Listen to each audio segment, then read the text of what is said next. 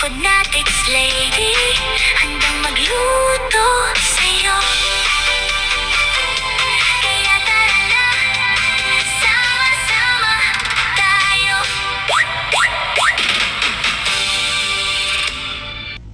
Bagong umaga, panibagong pag-asa. Sa bawat pagsikat ng araw, may bagong pag-asa. Samahan niyo ako sa pagtuklas ng mundo, sa saya at lungkot. Kasama niyo ako.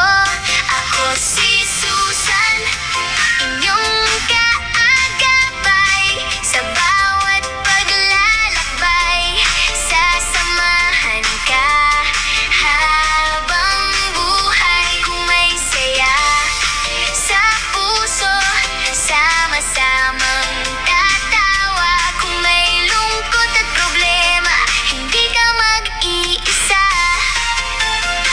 Lagi niyong tatandaan, inyong ate Susan. Sa oras ng pangangailangan, maaari niyong takbuhan.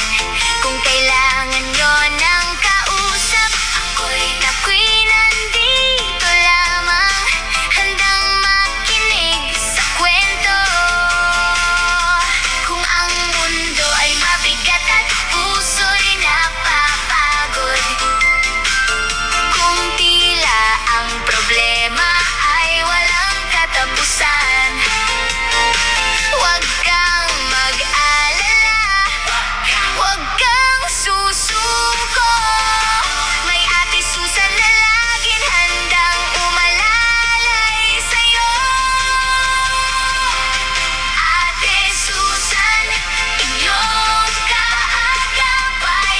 Sa saya at lungkot, hindi ka iiwanan kailanman.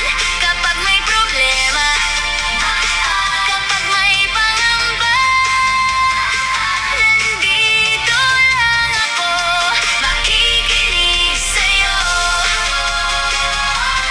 Ate Susan, kasama sa buhay. Sa bawat umaga, bagong pag-asa ang taglay. Kahit saan man tayo dalhin ng mundo, basta't magkakasama, kakayanin natin to. At kung dumating naman ang oras ng kainan, may isa pang kaibigan na laging maaasahan. Si Foodnatics lady, tunay na maasikaso, handang magluto ng pagkaing masarap at espesyal. Sa kusina ay abala, may ngiti sa labi, naghahanda ng pagkain para sa mga kaibigan. Kahit simpleng putahe, kapag puso ang puhunan, nagiging mas masarap sa bawat